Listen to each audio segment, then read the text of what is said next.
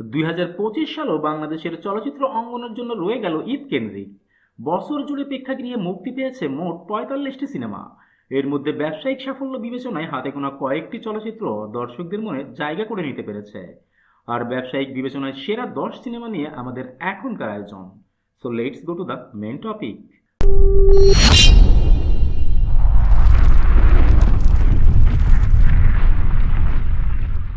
বছরের প্রথম 2 মাসে 8টি চলচ্চিত্র মুক্তি পেলেও কোনো সিনেমাই আলোচনায় আসতে পারেনি। দর্শক শূন্য হল, দুর্বল গল্প, নির্মাণে হতাশা নিয়ে যাত্রা শুরু হয় 2025-এর। তবে ঈদ উল ফিতরে বদলে যায় এই চিত্র। এপ্রিলে ঈদ উল ফিতরে মুক্তি পাওয়া 5 সিনেমা দিয়ে বাংলা চলচ্চিত্রের প্রাণ ফিরে আসে। এর মধ্যে 3টি সিনেমা ব্যবসায়িকভাবে ব্যাপক সাফল্য পায়, যার মধ্যে একটি ইন্ডাস্ট্রি হিট এবং 2টি ব্লকবাস্টার। ঈদ উল ফিতরের পর আবারও দর্শক শূন্য হয়ে পড়ে সিনেমা হলগুলো এবং ঈদ উল আজহায় আবারও জোয়ার শুরু হয়। ঈদ উল আজহায় মুক্তি পাওয়া 5 চলচ্চিত্রের মধ্যে 2টি চলচ্চিত্র ব্যাপক দর্শক টানে, আর এর মধ্যে 2টি সিনেমা ব্লকবাস্টারও হয়। তবে কুরবানি ঈদের পর মুক্তি পাওয়া 22টি সিনেমার মধ্যে মাত্র 2টি সিনেমা বাদে কোনোটি দর্শকদের মন জয় করতে পারেনি। অধিকাংশ চলচ্চিত্রই ছিল মানহীন, যার কারণে দর্শকও হলে যেতে আগ্রহ দেখায়নি। আর 2025 সালের ব্যবসায়িক নিরিখে ঢালিউডের সেরা 10 সিনেমার তালিকার 10 নম্বরে রয়েছে 17ই অক্টোবর মুক্তিপ্রাপ্ত ডিরেক্টর সাদেক সিদ্দিকী পরিচালিত আমিন খান ও পপির ক্যারিয়ারের শেষ সিনেমা ডাইরেক্ট অ্যাটাক। দেশের বাণিজ্যিক সিনেমার এক সময়ের দুই কাণ্ডারি আমিন খান ও পপির সিনেমা হওয়ায় এই মুভি নিয়ে দর্শকদের মাঝে ব্যাপক আগ্রহ লক্ষ্য করা যায়। 60 লাখ টাকা বাজেটের এই মুভি গ্রস কালেকশন তুলে আনে 1,70,00,000 টাকা এবং মুভিটির নেট কালেকশন আসে 75 লাখ টাকার মতো। তালিকার 9 নম্বরে রয়েছে ঈদ উল ফিতরে মুক্তিপ্রাপ্ত শরাফ আহমেদ জীবন পরিচালিত মোশাররফ করিম ও মৌসুমী নাগ অভিনীত সিনেমা চক্কর। 55 লাখ টাকা বাজেটের এই মুভি গ্রস কালেকশন তুলে আনে 2,50,00,000 টাকা। তালিকার 8 নম্বরে রয়েছে ঈদ উল ফিতরে মুক্তিপ্রাপ্ত কামরুজ্জামান রোমান পরিচালিত সজল ও নুসরাত ফারিয়া অভিনীত সিনেমা জিন 3। 75 লাখ টাকা বাজেটের এই মুভি গ্রস কালেকশন তুলে আনে 2,90,00,000 টাকা। আর এই তালিকার 7 নম্বরে রয়েছে ঈদ উল আজহায় মুক্তিপ্রাপ্ত মিঠু খান পরিচালিত আরেফিন শুভ ও মন্দিরা চক্রবর্তী অভিনীত সিনেমা নীলচক্র।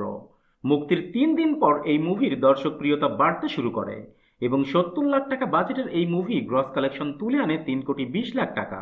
তালিকার 6 নম্বরে রয়েছে ঈদ উল আজহায় মুক্তিপ্রাপ্ত সঞ্জয় সমাদ্দার পরিচালিত শরীফুল রাজ, মোশাররফ করিম ও তাসনিয়া ফারিন অভিনীত মুভি ইনসাফ। ঈদে মুক্তি পেয়ে মুভিটি ভালোই দর্শকপ্রিয়তা লাভ করে। 1,50,00,000 টাকা বাজেটের এই মুভি গ্রস কালেকশন তুলে আনে 5,20,00,000 টাকা। তালিকার 5 নম্বরে রয়েছে ঈদ উল ফিতরে মুক্তিপ্রাপ্ত ডিরেক্টর এম রহিম পরিচালিত শবনম বুবলি, দিঘি ও সিয়াম আহমেদ অভিনীত সিনেমা জংলি। দর্শকপ্রিয়তার পাশাপাশি মুভিটি ব্যবসায়িকভাবে সফলতা লাভ করে।